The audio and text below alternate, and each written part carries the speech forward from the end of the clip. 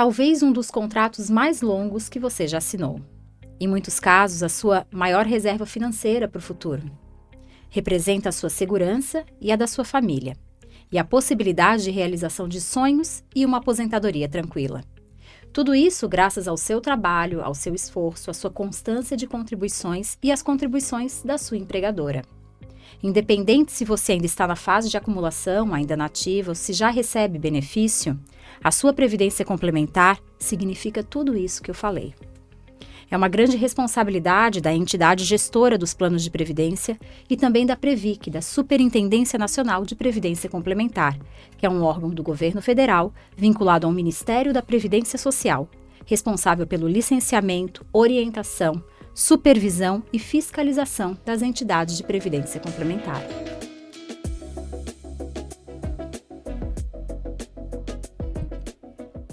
Olá! Hoje estamos aqui para esclarecer suas dúvidas, seus medos e combater a desinformação que circula por aí e te dar tranquilidade sobre os seus direitos. Para tudo isso, vamos fazer uma mediação conjunta. É com grande prazer que hoje estamos aqui com o nosso diretor de Seguridade, Roberto Elou, que vai ser a voz do nosso participante, trazendo aqui as principais dúvidas nesse bate-papo com o nosso gerente de investimentos, Leonardo Sancivieri, e o nosso gerente de Governança, Riscos e Compliance, Elcio Nóbrega.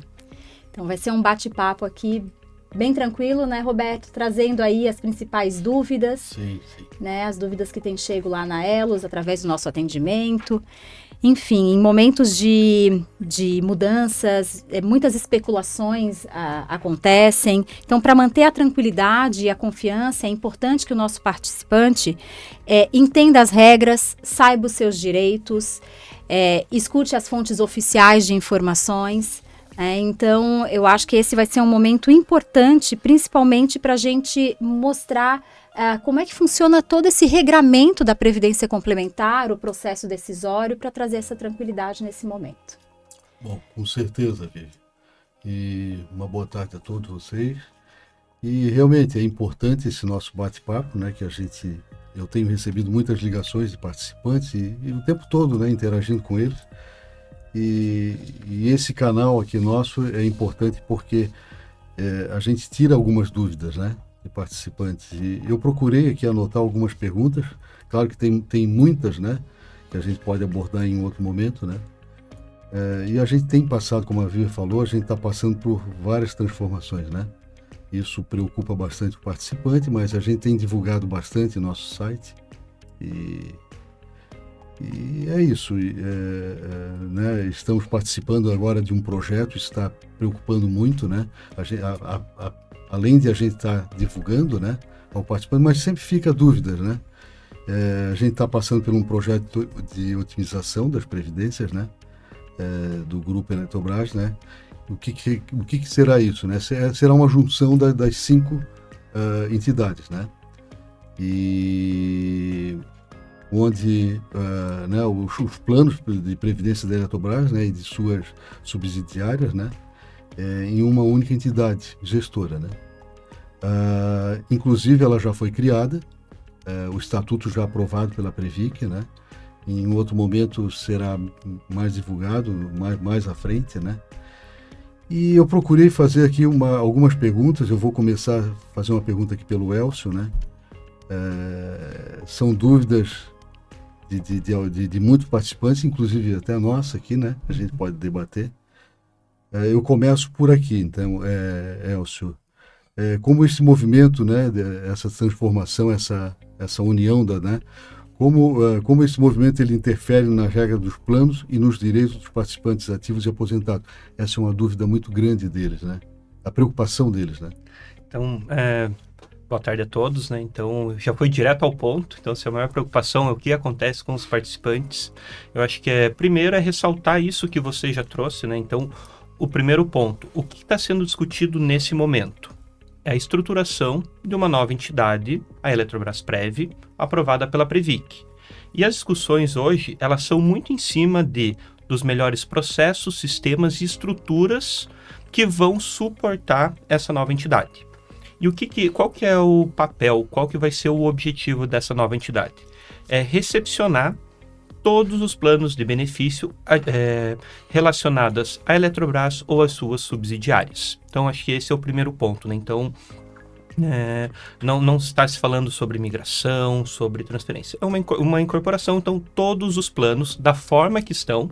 Então, pense, o participante está lá no BD hoje, recebendo o seu benefício. Independente se tem desconto ou não tem, né? Eu sei que uma preocupação muito é déficit ou se não tem déficit. Então, da forma que ele está recebendo hoje, com seus direitos e suas responsabilidades, vai ser transferido para uma nova entidade. O que é essa nova entidade? É apenas uma administradora de plano. Assim como hoje a gente tem a Elos administrando o plano BD, 2 planos CDs, um plano instituído, esses mesmos planos, dentro dessas características, serão transferidos para essa nova entidade, Eletrobrasprev, e respeitando todos esses direitos já adquiridos, acumulados pelos participantes. Eu queria pegar um gancho aqui e contribuir um pouco com essa discussão, né? Primeiro, boa tarde a todo mundo que está nos ouvindo. Esse movimento, né, Beto, ele não é uma novidade no segmento de previdência, né? A gente tem exemplos de outras entidades ao redor do Brasil, né? Tem uma em São Paulo, uma no Nordeste, que já passaram por processos semelhantes a esse, óbvio que em magnitudes diferentes, né? Mas essa junção, ela não é novidade, né? Isso, na minha concepção, busca justamente o ganho de eficiência, né? Porque quando você tem um maior volume de capital, por exemplo, investido, né? A junção, como o Elcio falou, das melhores práticas, isso vai refletir para o participante, para quem está nos ouvindo, um serviço de melhor qualidade, né? Eventualmente até mais barato. E isso é muito comum, né? Inclusive nas empresas fechadas, né? Então, acho que a fala aqui é muito mais para trazer para quem está nos ouvindo uma tentativa de tranquilidade, né? Porque isso vai ser salutar aí para todo o processo. E eu acho que é importante também a gente dizer que nós 3 aqui, né, o Elcio, o Léo e eu, estamos nos grupos técnicos, né, desse projeto de otimização das previdências da Eletrobras. Então, o que também nos traz também tranquilidade, inclusive para passar para o participante. Então, essa discussão que o Elcio falou das melhores práticas, de montar uma estrutura, né, que seja mais eficiente, o que o Léo falou do ganho em escala. Então, tudo isso está sendo discutido nos grupos técnicos. Então, existe um grupo de governança, um grupo de investimento, um de comunicação, um de RH, e todas as entidades estão participando desses grupos e contribuindo, né, para a criação dessa nova entidade. Então, a discussão é exatamente essa. Melhorar a eficiência, né, ganho em escala, enfim, para o participante, no que a gente tem discutido, né, são só ganhos. E a manutenção do regramento do plano, dos direitos que ele já tem. Então, isso é importante porque existe muita desinformação circulando, né? O Roberto sabe bem, nos grupos de WhatsApp, né? Muitos vídeos aí sensacionalistas, enfim, acho que é importante trazer essa tranquilidade. E continuando ali, as pessoas têm os participantes, né? Têm essa preocupação também nessa fusão de planos, né, de entidades, as regras poderão ser alteradas? Essa é uma das preocupações, né? Tá, então acho que, reforçando, né, não está se discutindo nenhuma alteração de plano de benefício, ponto. Acho que nesse momento não se fala, está se falando de estrutura, de organização, de processos, sistemas. Então, eu acho que esse é o primeiro ponto, né? Então, acho que isso precisa ficar muito claro. Ninguém está discutindo fusão de plano, se vai ser nem eventual migração entre planos para esse momento está sendo discutido. Então, isso é a situação atual. Até porque, para fazer qualquer alteração de plano, você tem todo um rito específico que precisa ser cumprido, né? Então, trazer mais essa complexidade não faria o menor sentido nesse momento. Eu tenho uma outra questão aqui, acho que eu vou perguntar para o Léo aqui. É uma dúvida muito grande, uma preocupação dos participantes, né, sobre os recursos, tá? Uhum. Eu acho que aí, Léo, eu fiz 2 anotações aqui nesse item, eu vou te questionar para te responder ao mesmo tempo, né? Eles perguntam muito assim sobre os recursos, tá? Se eles estão seguros mesmo com esse movimento todo, né? E onde de fato os recursos são investidos, né? Se ficam custodiados, né? Como é feita a escolha desse prestador de serviço? Quais regras devemos seguir? Isso é muito importante, que eles têm muitas dúvidas, né? Sim, legal. Esse é um bom ponto, Roberto. Eu acho que dá para eu vou trazer algumas informações e alguns dados até para ajudar quem está nos ouvindo, né? Então, primeiro, todo o capital que a gente tem, né, nos planos de benefício, eles são segregados, como a gente já comentou aqui, pelo seu CNPJ, que é o CNPJ do plano, né? Então, aqui a gente tem uma primeira camada aí de diferenciação, né? Então, o capital do BD Eletrosul, ele está individualizado, assim como do Elusprev, do Futurize e assim por diante. Além disso, né, os recursos eles são investidos em fundos de investimento, né? E aqui acho que cabe comentar um pouquinho o que são fundos de investimento, né? Então, é como se fosse uma comunhão de recursos, né? Você tem ali alguns investidores, né, que juntos colocam o recurso sob a administração de alguns prestadores de serviço. E quando a gente olha a estrutura dos fundos de investimento, tem alguns prestadores de serviços que são essenciais, descritos inclusive na lei, né? Então você tem ali o administrador do fundo, o gestor do fundo, o custodiante. Então são esses três grandes principais players, né, que são ali responsáveis por essa gestão. E aí, eu acho que vale comentar aqui um pouco sobre isso, né? A gente tem então primeiro as instruções e as leis que esses prestadores de serviço precisam seguir, que aí são regidos ali pela CVM, no caso, né, que é a Comissão de Valores Imobiliários. A norma principal é 175, né, que é o número da norma, CVM 175, que traz todo o regramento. Então, como o gestor, o administrador, o custodiante precisa, né, seguir as regras, etc., para que o recurso seja bem administrado e bem gerido. Isso são regras comuns para todas as entidades. Todas as entidades, todos os fundos de investimento no Brasil. Hoje a gente tem em torno de 9 trilhões de reais em fundos de investimento, né? Os gestores então seguem essa regra aí prevista na 175. E, né, além disso, né, você comentou, Beto, na tua pergunta sobre a custódia, né, o custodiante. Aqui vale comentar também, né? Então a gente tem a camada, eu falei a camada dos fundos, a camada do CNPJ do plano, e agora a gente entra na camada do administrador ou do custodiante, né? Então vamos lá, os fundos de pensão por força de lei, e aí assim na lei das entidades de previdência complementar, precisam ter um prestador de serviço para fazer a custódia. E o que é a custódia? É a guarda do recurso, né? Assim como o nosso dinheiro da pessoa física. Alguns deixam no colchão, né? Mas não é usual. A maioria das pessoas tem um banco, né, onde deixa ali o recurso guardado, né? Nós aqui, fundos de pensão, também temos isso, né? Hoje a gente tem um prestador de serviço, que é o Itaú, que é o nosso custodiante, né? Então, até para trazer aqui um pouco de cor para quem está nos ouvindo, eu comentei ali um número, são 9,5 trilhões de reais no mercado brasileiro, que são administrados, custodiados por prestadores de serviço, assim como o Itaú, né? Então você pega ali, os 50% desses 9,5 trilhões estão concentrados nos grandes bancos. Você tem Bradesco, Itaú, BTG, Caixa Econômica, né, que são as empresas que fazem a custódia, a guarda desse capital, e o nosso capital, dos nossos planos e dos nossos fundos, estão custodiados com eles, né? Então, veja, a gente tem, então, o segundo maior prestador de serviço do Brasil, né, fazendo a guarda e a custódia dos nossos recursos. Que dá essa segurança. Esse valor não pode ser movimentado de qualquer maneira, né? Quando a gente escuta, não sei quem vai botar a mão no dinheiro, não é assim, né? Esse ponto que tu tocou, Vivian, eu também sou bastante questionado, principalmente participantes ativos e aposentados, principalmente, né? Por que nosso recurso, né, são investidos diferentes do que os ativos serem importantes? Legal. Né? Eu acho que entra nesse... Sim. Né? Sim, acho que eu vou abordar esse tema. Porque o aposentado a gente tem que ter uma garantia e tal. Sim. É bom tocar nesse ponto. É uma boa pergunta, Beto. A gente tem estratégias diferentes quando a gente fala de alocação de recursos, né? Os planos BDs, de benefício definido, eles têm uma característica onde você tem ali a meta atuarial, né? Que tem uma regra, inclusive, né, de como você vai pagar o benefício daquele participante até ele aposentar, enfim, chegar no fim ali. E isso a gente escolhe, então, a partir de estudos realizados junto, né, da consultoria de investimento. No nosso caso aqui hoje é a Aditus. A Aditus, só para quem está nos ouvindo aí saber, ela é uma consultoria que atende 145 entidades de previdência complementar, a Elos é uma delas. Né, e com a ajuda delas, a gente faz os estudos, no caso dos planos BDs, que chama ALM, ou Asset Liability Management, que de forma muito resumida, a gente considera o passivo, que é o quanto as pessoas vão receber até o fim da vida, e o que eu preciso ter do lado do ativo, do capital investido, para fazer frente a esse capital. Né? Então, esse estudo de ALM é quem dá a diretriz do que a gente vai comprar para cada plano de benefício.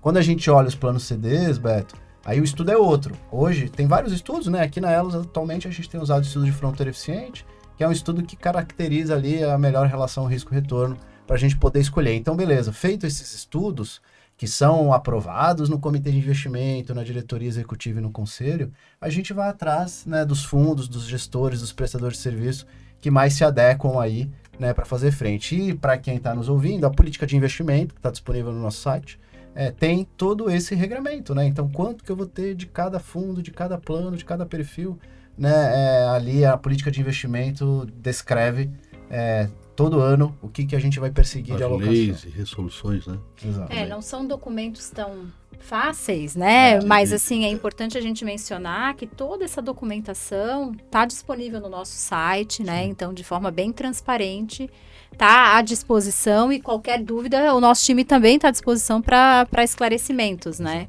Tem um ponto adicional aqui, só para terminar, falando da custódia, né? Só para não perder esse gancho, que é como que é o processo de contratação desse custodiante, né? A gente tem um processo estruturado, né? Hoje, a norma, né, interna é NG 015 lá, que a gente reestruturou ela em 2023, ela traz quais são os critérios e os ritos que a gente tem que seguir, né, para fazer essa contratação. O Itaú está com a gente desde 2011 e no ano passado a gente fez um novo processo de escolha para saber se precisaria ou não alterar quem é o prestador de serviço de custódia centralizada. A gente fez ali todo o rito, contou com a maior parte dos prestadores de serviço, a gente teve 3 finalistas no final, 3 grandes bancos, e o Itaú, mais uma vez, se sagrou aí como a melhor oferta, a melhor proposta, inclusive reduzindo um pouco o custo para a gente, né? Então, no início desse ano agora, a gente renovou o contrato com o Itaú para o serviço de custódia centralizada, né? E isso traz um reflexo para o participante, porque traz melhores condições. E todo esse processo, como a gente já falou, foi avaliado pelo comitê de investimento, que tem participantes, né, inclusive nele, pela diretoria executiva, né, Beto, e lá no conselho deliberativo. Então foi um item recém-aprovado, que passou pelas instâncias, né, e fortalece aqui o processo de governança que a gente tem na Elas. O Elcio aí puxando esse gancho da governança, né? Ele citou comitê, conselho, enfim, toda essa robustez, né? Explica pra gente o que é essa governança e por que ela é importante, né, do ponto de vista do participante. Essa é uma pergunta que a Vivian, eu acho que ela me copiou. Eu ia te perguntar a mesma, né? É importante isso para a gente mostrar para o participante como é que funciona essa governança, né? E como ela é estruturada, né? Que a gente fala tanto, né? Mas parece algo que é essa governança, né? É importante, até o Léo tocou aqui, ele falou sobre o comitê de investimento, que ele pode tocar agora, né? Uhum.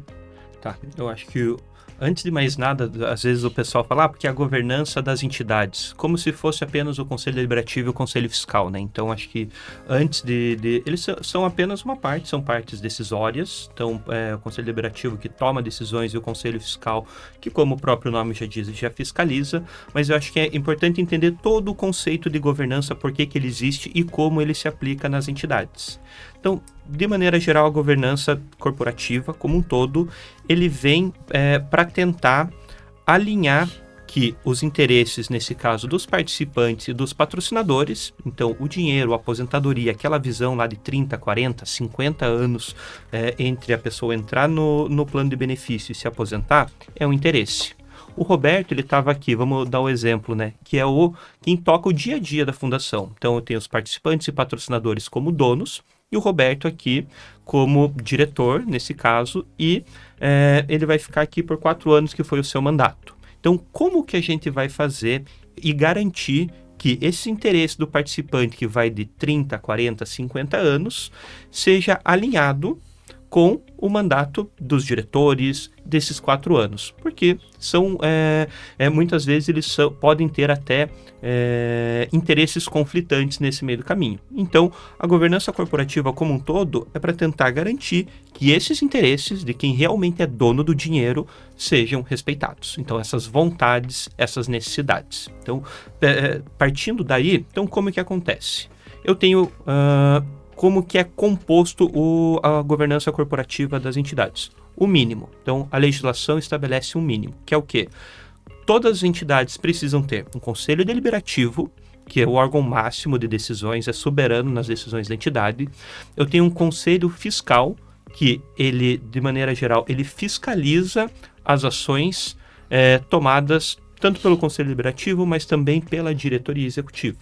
Então vamos pensar assim, eu tenho os donos, que patrocinadores e participantes. Esses donos, eles indicam representantes, então o patrocinador por indicação e os participantes aqui da Elos também por meio da eleição. Então vamos pensar, o Conselho Deliberativo, ele está para defender e traçar tanto estratégias e objetivos de médio e longo prazo e ele delega, ele manda a diretoria executar, diretoria executiva. Então ele toma decisões, só que também, além de traçar os objetivos, ele traça aquilo que não pode ser feito. Então, eu gosto muito dessa visão. A governança corporativa também, ele delimita a atuação. Então, por exemplo, para a questão de riscos. Então, o Léo falou ali que tem uma série dentro do processo de gestão de investimentos, tem que olhar riscos. Então, não adianta nada uma pessoa que dentro do plano, que precisa do recurso, a diretoria falar, não, tem correr riscos desnecessários. Então, vamos lá. Então, o Conselho Deliberativo aprova objetivos, mas também dá limites. E isso por meio de instrumentos, políticas, normas. E você perguntou, né? Então, eu não falei ainda do Comitê de Investimento. Então, o Conselho Deliberativo, ele também pode, olha, a parte de investimento, ela é tão complexa, ela é tão importante para o funcionamento da entidade, que só a diretoria, talvez eu precise ter outras pessoas olhando. Então, ela coloca dentro desse processo decisório pessoas do investimento. E no nosso caso, a forma que a gente está estruturado, tem pessoas indicadas pelo patrocinador e também eleito pelos participantes, né? Então, a gente vai além daquele mínimo necessário, que fala só do representante dos participantes no Conselho Deliberativo e Conselho Fiscal. Temos dentro da diretoria e dentro dos comitês. Então, na Elos hoje a gente tem isso. Então, todo esse processo é para assegurar e para garantir que, primeiro, eu tenho esse alinhamento de interesse. Então, aquilo que o Conselho delimitou ou colocou como objetivo, aquilo que a lei pede e coloca como limite, está sendo respeitado, e se a vontade e as necessidades dos participantes também vão estar. Então, eu fui um pouco longe aí tentando... Não. Foi bem legal. Mas tocando nesse teu ponto aqui, eu acho que o Léo pode comentar, que os participantes perguntam muito, né? Pô, mas os investimentos, quem escolhe os investimentos, né? É só a diretoria ou é só o conselho? É importante colocar que começa o processo pela diretoria, né? Eu não sei se é assim mesmo, Legal. Diretoria, comitê de investimento e, por último, Conselho Deliberativo. Isso que é importante, né? Eu vou até trazer um incremento na tua conclusão aqui, Beto, que é o envolvimento das áreas técnicas e de todas as áreas da Elos, né, que são pertinentes ao processo. Então, eu falei mais cedo ali sobre estudos de ALM, fronteira eficiente, né, a consultoria Aditus. Então, todos esses elementos, eles juntos, né, são os fatores que fazem a escolha, né, inicial de um fundo de investimento que vai compor a carteira. Então, a gerência de investimento lá, eu e meu time, a gente, a partir de estudos, de avaliações que a gente faz do cenário econômico, junto da consultoria, né, a partir de debates junto das áreas, né, de risco, governança, compliance, muitas vezes o jurídico envolvido, né, estrutura um processo que está normatizado, então que tem uma norma que rege como aquilo deve ser feito, submete para o comitê de investimentos, que tem ali seus debates e, eventualmente, né, seguindo outra norma, essa relacionada à política de alçada, né, o tema vai para a diretoria executiva ou até mesmo para o conselho, né? Então, todo esse organismo, ele faz parte da governança que o Elcio estava explicando, né? Talvez numa camada mais operacional, né? Mas é como a gente ali toma uma decisão. A decisão do comitê tem que ser em consenso, é isso, né? Não...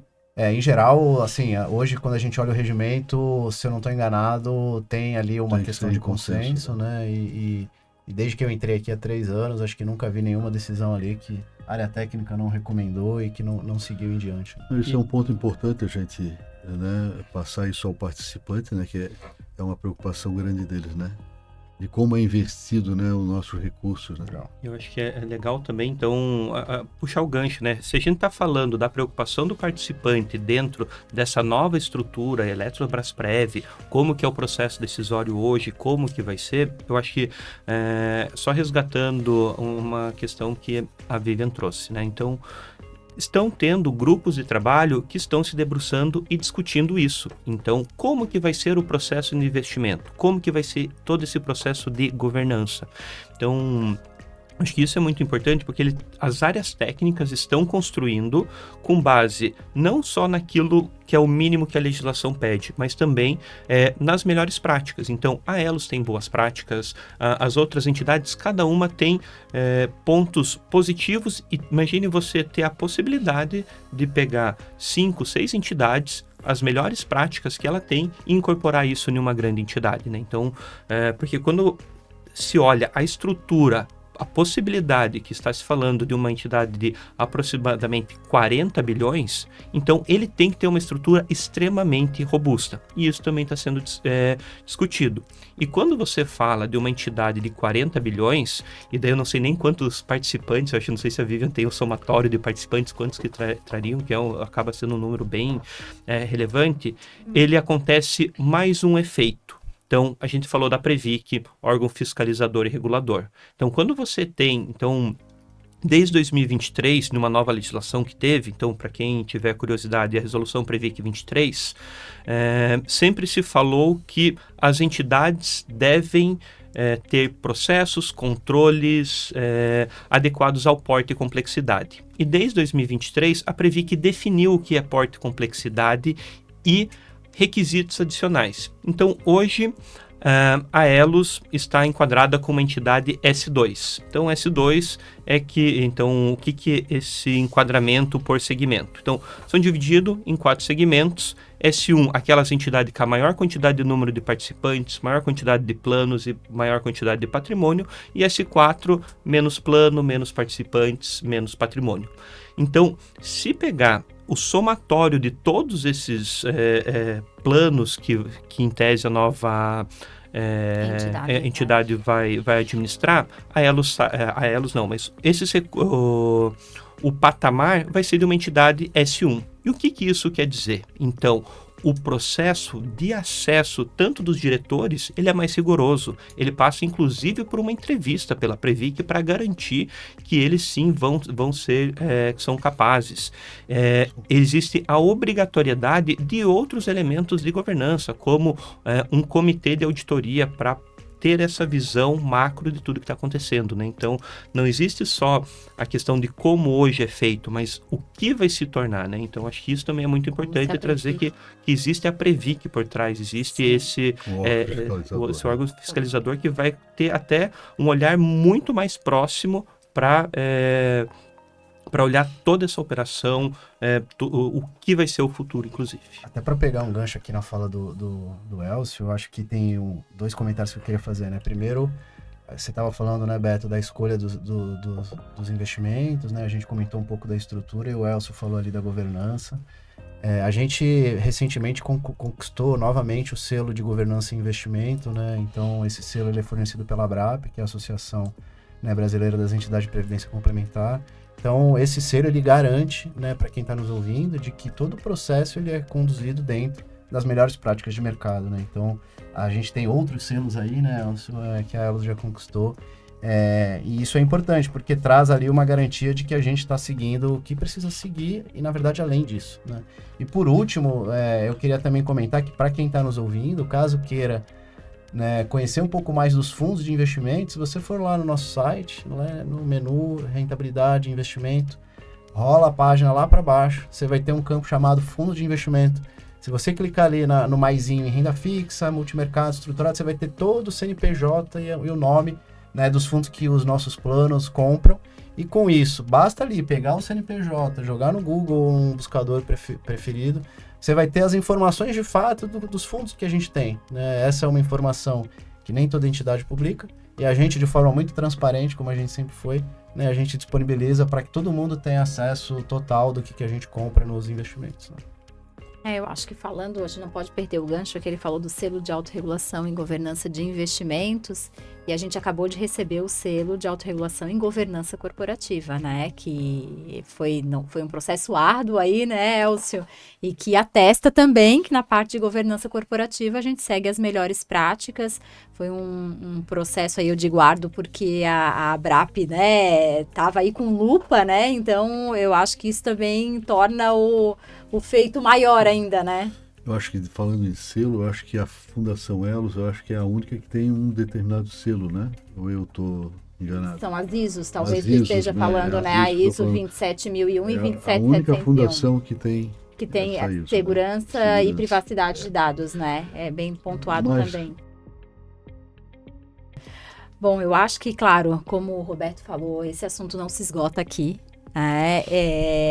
A gente fez exatamente para tranquilizar nosso participante desse movimento. Qualquer novidade, né? Porque a gente está no início, a gente está num projeto de otimização, nada aconteceu ainda, tudo o que a gente está falando ainda está no campo do projeto, né? Das ideias.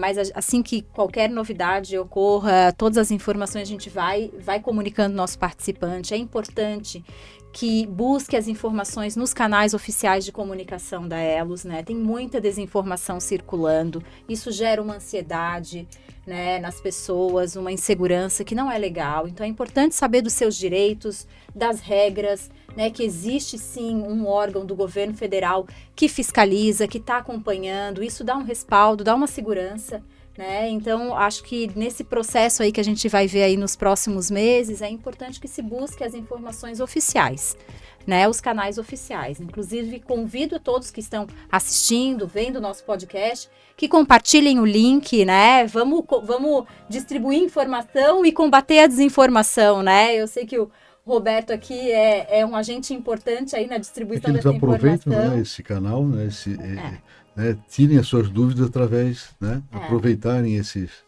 Exatamente. Esse debate, e olhar as informações oficiais, né, para não gerar essa angústia, essa desinformação. A gente tem visto muito participante nosso preocupado, angustiado. Às vezes a esposa, o marido, que entende um pouco menos, né, ainda do que está acontecendo, ficam mais angustiados ainda, porque como eu falei no início, a previdência complementar às vezes é a principal fonte de renda no pós-carreira, na aposentadoria, né? Então a gente entende essa preocupação e por isso que a gente está aqui para esclarecer, né?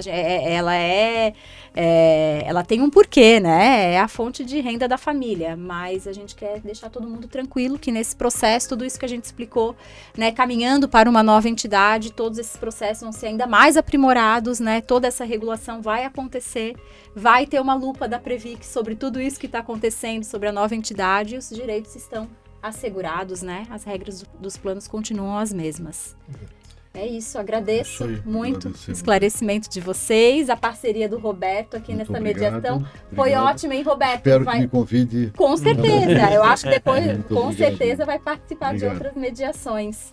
Convido a todos a nos seguirem nas redes sociais, acompanharem os nossos conteúdos de educação financeira e previdenciária por vários canais. Então, a gente produz muitos vídeos para o Instagram, no YouTube, estamos no TikTok também. Nos acompanhem, vamos compartilhar aí informação. E nós lá presencial, né? Com certeza, estamos lá. A equipe de atendimento lá à disposição, né? Isso, com certeza, a gente está à disposição. E vamos compartilhar informação de fontes, né, qualificadas e seguras. Isso mesmo. Até a próxima. Obrigada. Obrigado.